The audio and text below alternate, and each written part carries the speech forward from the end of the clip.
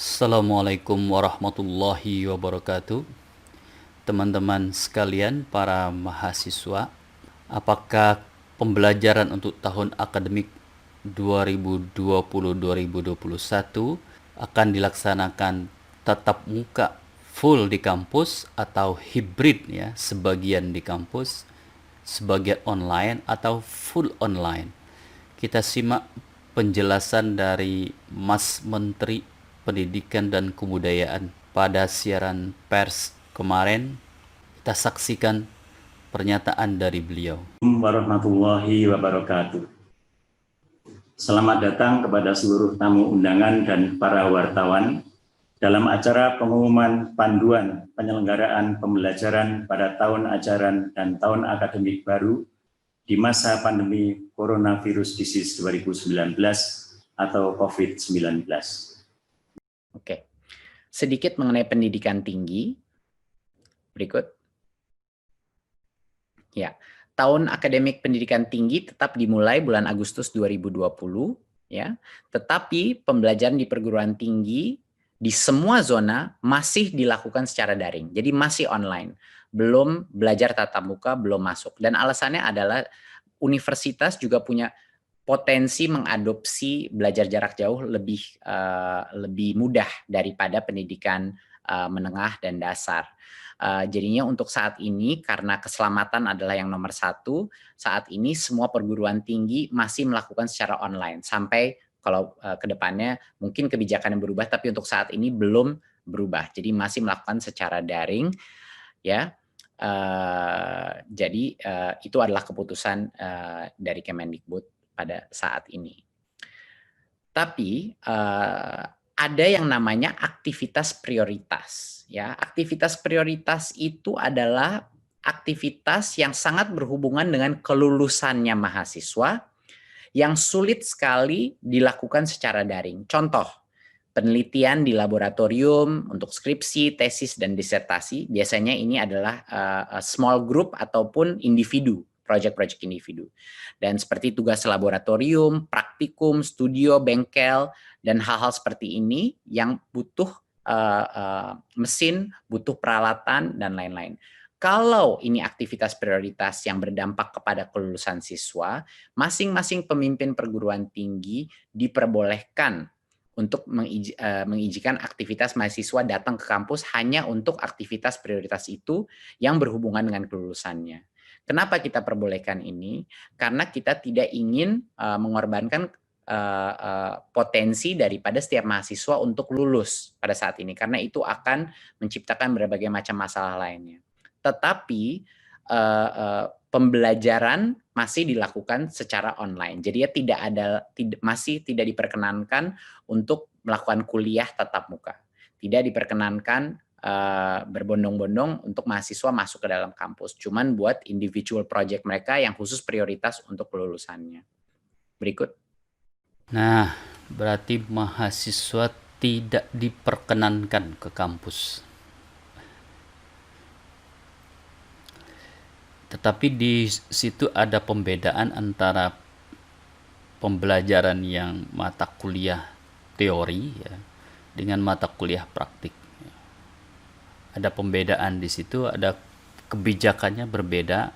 Kita baca selengkapnya siaran pers tertulisnya ya. Pola pembelajaran pendidikan tinggi di tahun ajaran 2020-2021, tahun akademik pendidikan tinggi 2020-2021 tetap dimulai pada bulan Agustus 2020. Jadi bulan Agustus ini tetap akan dilaksanakan permulaan tahun akademik 2020. Tahun akademik pendidikan tinggi keagamaan 2020-2021 pada bulan September 2020.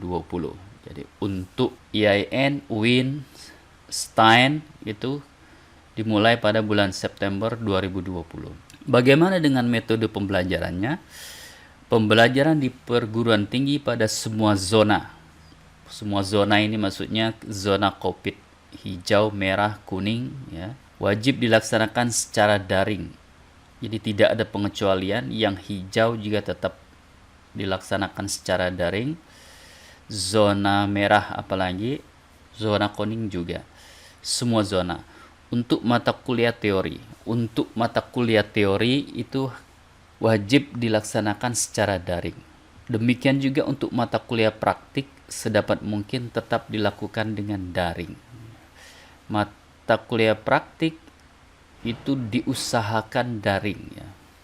Tetap harus dilakukan dengan daring sedapat mungkin. Dalam hal mata kuliah tidak dapat dilaksanakan secara daring, mata kuliah diletakkan di bagian akhir semester.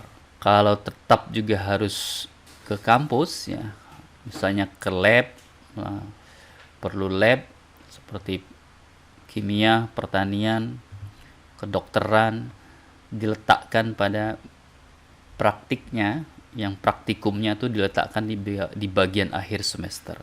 Aktivitas prioritas dengan protokol kesehatan. Pemimpin perguruan tinggi pada semua zona hanya dapat mengizinkan aktivitas mahasiswa di kampus jika memenuhi protokol kesehatan.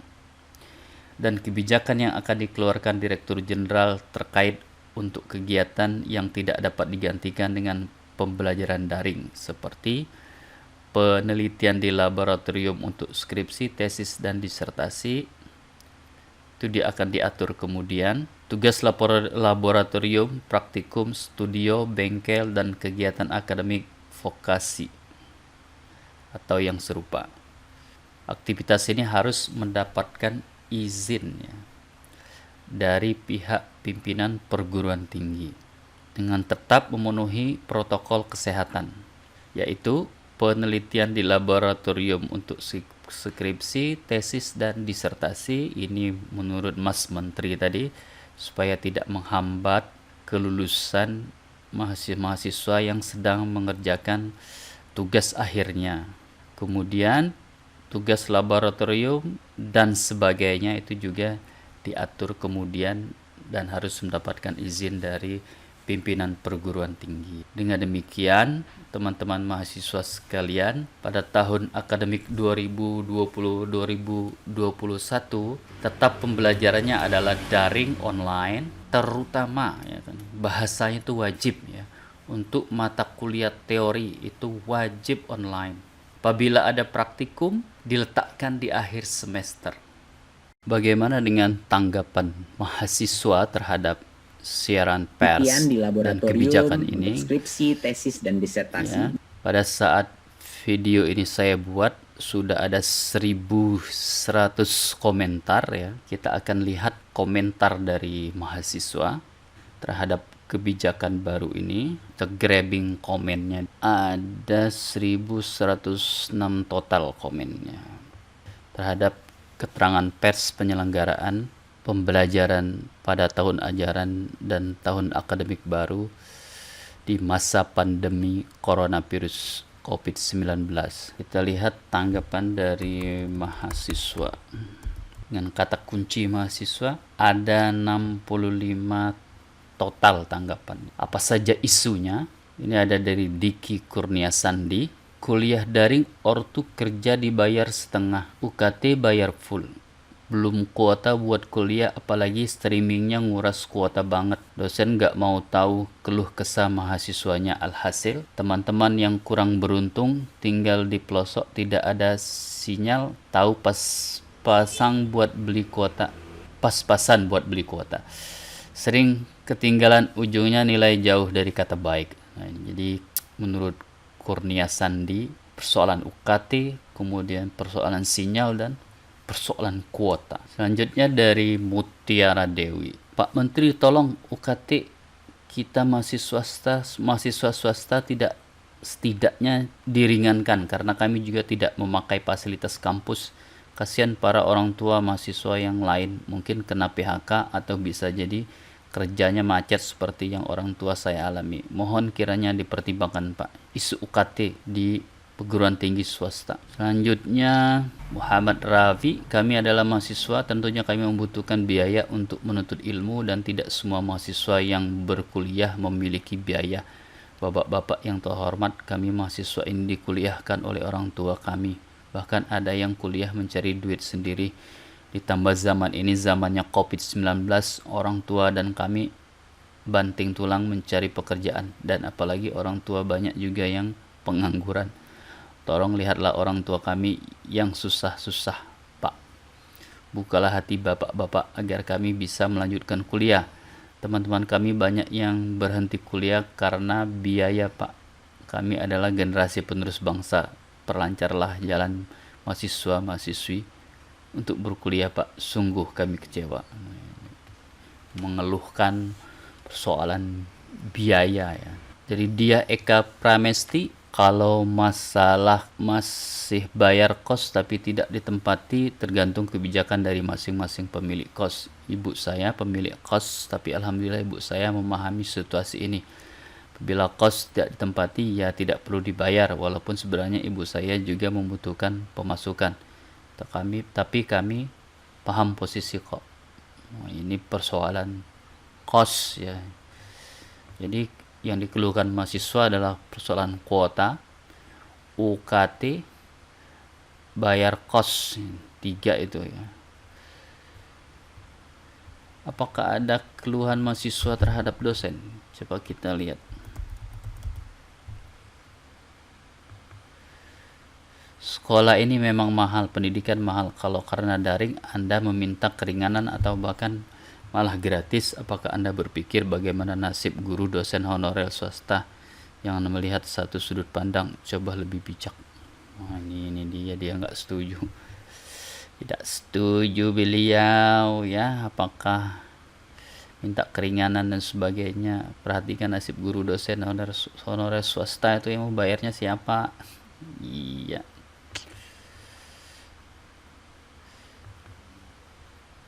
Muhyin, hasil daring, nilai nggak karuan, ilmu tak dapat, dosen juga tak kenal. Silahkan ditambah.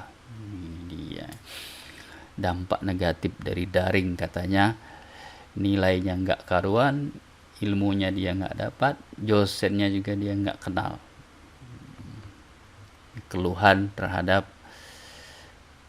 daring ya. Pengeluaran pemasukan beda jauh. Kalau kuliah dibuka oke.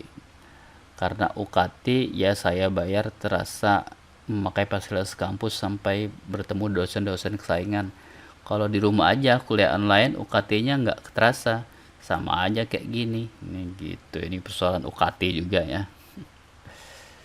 Jadi menurut mahasiswa, membayar UKT itu harus mendapatkan fasilitas kampus ya kan. Kalau fasilitas kampusnya tidak didapat, ya UKT-nya kemana? Itu. Karina Vega, karena tidak ada pembinaan e-learning, bagi saya pribadi sangat sulit untuk mencerna pembelajaran yang terkadang bukannya studi atau school from home, justru malah assignment from home. Nah. Ya tugas ya, menurut Karina Vega ini diberi tugas itu bukannya belajar ya. Saya mahasiswa Fakultas Bahasa dan Seni, tapi prodi pendidikan semester 6 sekarang. Udah mau UAS, tugas emang biasanya numpuk, tapi karena daring begini, pembelajaran dari dosen terhitung gak efektif. Yang benar-benar nyampein materi dengan baik bisa hanya 1-2 dosen. Sisanya mata kuliah justru cuma kasih PPT atau justru tugas-tugas dengan deadline yang astagfirullah mepet. Apa tidak ada solusi bagi mahasiswa pendidikan yang semester 7 perlu untuk melakukan PPL, lalu kalau tahun akademik semester ganjil tapi di September lantas kami tidak ada PPL. Nah, ini dia persoalan PPL ya. Sayang sekali buat saya, sudah belajar pendidikan 2 tahun, setahun sebenarnya justru nggak ada PPL-nya ya. Gimana mau PPL yang kuliah di pendidikan ya, sekolahnya tutup, mau PPL di mana nih ya? Betul juga ya, prakteknya di mana. Nah ini dosen didengarin nih. Jangan terlalu banyak beri tugas, kemudian perbaiki lagi metode pembelajarannya. Oke, terima kasih Karina Vega. Saya sebagai dosen ini pendapat siapa ini, Cardova ya. Kuliah online itu nggak enak, banyak yang nggak terlalu memperhatikan serta kurang paham dengan materi yang disampaikan dosen karena online, belum lagi masalah jaringan. Jadi kuliah online ini ya, dampaknya menurut Cardova itu susah memahaminya ya. Penjelasan dosen itu lebih enak kalau tatap muka di kelas kan. Kalau online ini susah dipahami. Belum lagi jaringan ya. Putus-putus jaringannya. Kuliah online tapi dosen gak paham itu, nugas online adanya Pak. Dah. Jadi menurut dia yang ada sekarang ini bukan kuliah online tapi tugas online. Gimana ini Pak dosen? Selanjutnya nih. Maaf Pak, bayaran per semester mahal ini, belum beli paket internet. Kalau ditanya dosen terus internetnya lagi. Kan kami mahasiswa yang gak enak sama dosen Pak. Ini dia persoalan internet ya. Sudah bayar per semesternya mahal, internetnya harus beli lagi. Tolong bahas nih Nabila Ulfah ya. Tolong bahas kinerja dosen atau guru selama pembelajaran daring, terutama untuk mahasiswa akhir karena respon dosen yang lama selama bimbingan semester, sementara UKT-nya jalan terus. Memprihatinkan, udah kondisi ekonomi melemah tambah kayak gini, ya Allah, permainan apa. Nah ini dosen dengerin ini, mahasiswa yang konsultasi itu cepat ditanggapi, apalagi yang udah kebelet mau lekas lulus ya. Nur Hayati, tolong Pak dosen yang mau sidang skripsi jangan dipersulit karena harus serba online. Jangan bikin pusing mahasiswanya. Masa membuat PPT saja sampai 3 kali tidak diterima. Jangan bikin anak stres, apalagi ini sedang pandemi ini, itu ya. Ini dosen dengerin ya, jangan mempersulit mahasiswa. Masa buat PPT aja sampai 3 kali tidak diterima. Gimana itu? 3 kali dikoreksi ya, belum diterima juga. Killer dosennya ya. Ini sidak ya. Saya rasa semua mahasiswa pahamlah akan keadaan sekarang. Banyak yang dikorbankan dari kualitas belajar yang diajarkan dan diterima, tapi ini bukan jadi alasan elit untuk bertingkah semaunya. Banyak mahasiswa yang harus bayar kos karena di rumahnya nggak ada koneksi. Belum lagi kuota UKT berjuta-juta, tapi yang dipakai dari kampus apa? Cuman PDF dari dosen. Ini dosen ya, dengan ngasih PDF aja katanya. Negara sekaya ini loh, astaga. Yang jelas turunkan UKT untuk negeri maupun swasta, sama-sama susah. Jadi ada yang menarik di sini ya. Tadi kan Mas Menteri mengumumkan wajib daring. Nah, bagaimana dengan mahasiswa yang di daerahnya tidak ada sinyal itu? Menurut Sidek itu mahasiswa itu terpaksa tetap harus kos karena mencari sinyal ya. Jadi tidak ada koneksi di daerahnya, yang tinggal di daerah yang tidak ada koneksi, mereka harus kos ya, untuk mendapatkan sinyal. Jadi pembelajaran daring itu tetap saja harus membayar kos ya. Bagi yang di rumahnya atau di daerahnya ada sinyal, mungkin tidak perlu lagi memperpanjang kosnya ya. Tapi bagi yang tidak ada sinyal atau sinyalnya buruk di tempatnya tinggal, menurut Sidek tetap saja harus kos ya, bayar kos. Menarik juga itu ya, kos hanya untuk mencari sinyal.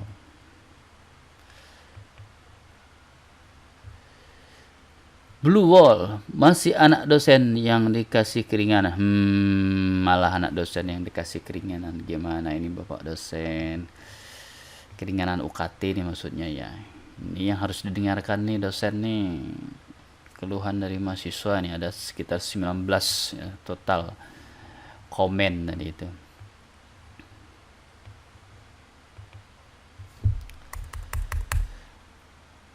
Bagaimana dengan yang praktikum?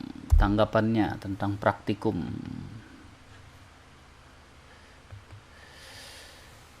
Dari Sonia Patmala Putri, tolong kebijakan untuk kampus Pak. Kuliah lewat daring rasanya sangat sulit, belum lagi tugas-tugas yang memberatkan mahasiswa. Apalagi untuk kuliah D3 ahli media yang banyak praktikumnya, lalu keahlian apa yang bisa kami dapat nantinya, belum lagi tekanan psikologis yang kami dapat di rumah, kos yang harus tetap dibayar tapi tidak ditempati, lalu kuota internet, paket data yang harus dibeli, tolong Pak dipertimbangkan lagi. Nah ini praktikum tadi itu ya, sudah diatur di dalam kebijakan menteri itu bahwa untuk praktikum itu tidak daring ya. Tanyakan ke universitasnya bagaimana kebijakan selanjutnya. Danang Effendi, saya sebagai salah satu mahasiswa, kalau boleh jujur, kuliah 1 semester ini dari teman-teman juga merasa kurang mendapatkan ilmu dari kuliah daring. Iya, ilmunya tidak dapat banyak dari kuliah daring, dan juga kuliah yang memerlukan praktikum. Contoh saya mahasiswa perawat sangat rugi karena tidak mendapatkan ilmu secara langsung, hanya melalui video tanpa adanya praktik yang benar. Bila terus berlangsung daring, pasti akan ada pemerosotan pendidikan di mahasiswi seluruh Indonesia, apalagi mereka adalah calon tenaga kerja Indonesia berikutnya. Untuk itu dimohon solusi dari masalah ini juga. Ya. Itu yang praktikum tadi itu ya. Di dalam kebijakan itu sudah ada solusinya. Praktikum, yang kuliah praktikum boleh di kampus, boleh tidak daring ya. Tanyakan ke pimpinan perguruan tingginya. Reza Adenugraha, Bapak Menteri kudu banyak belajar dari peristiwa Perang Dunia Kedua. Ayo Masya, Jepang kalah sama sekutu. Prioritaskan pendidikan dulu, baru yang lainnya, karena dengan pendidikanlah bisa bangkit saat kerusakan kota Hiroshima. Dan Bapak menyebutkan mata kuliah praktik sebisa mungkin dengan daring. Protes si Reza. Emang semudah itu Pak? Anak teknik menangis melihat ini. Yang mana anak teknik harus mengerjakan tugas praktikum, yang mana harus ke lab buat bahan penelitian. Mending kuota UKT diringanin lah. Ini enggak apa-apa lah Pak, ekonomi yang penting stabil, pendidikan mah belakangan, biar goblok sekalian pelajar Indonesia ya. Ya, mahasiswa teknik ini protes ya. Bapak menyebutkan mata kuliah praktik sebisa mungkin dengan daring. Nah, gitu. Menurut dia, anak teknik itu prakteknya nggak bisa dari Adenugraha. Ada lagi tentang praktik ini. Kita lihat ini dari Rusli Lubis. Minimal mahasiswa SEM 5 ke bawah yang memerlukan praktikum dibolehin ke kampus. Kalau nggak praktikum, apa ilmu yang kami dapat, terutama anak-anak teknik. Nah ini dia ya, keluhan dari mahasiswa, masukan ya tentang praktikum ya, terutama yang tadi itu ya, praktikum sedapat mungkin daring ya. Nah itu menurut anak-anak teknik itu nggak masuk akal katanya, harus ke lab tetap ya. Kita ketik UKT ya, kelihatannya paling banyak keluhan tuh UKT. Ada 72 total yang tentang UKT komen.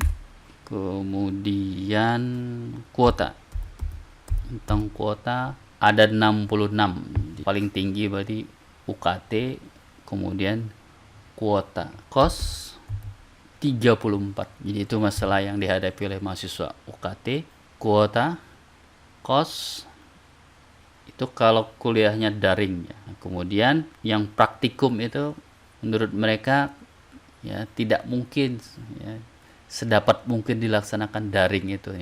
Mungkin ada praktikum yang bisa daring, tapi ada praktikum yang tidak bisa daring. Demikianlah teman-teman mahasiswa sekalian tanggapan dari beberapa mahasiswa terhadap siaran pers, keterangan pers Mas Menteri tentang pembelajaran di pendidikan tinggi. Semoga bermanfaat. Kalau Anda punya komen, saran, dan sebagainya, silakan tulis di kolom komen di bawah. Terima kasih. Assalamualaikum warahmatullahi wabarakatuh.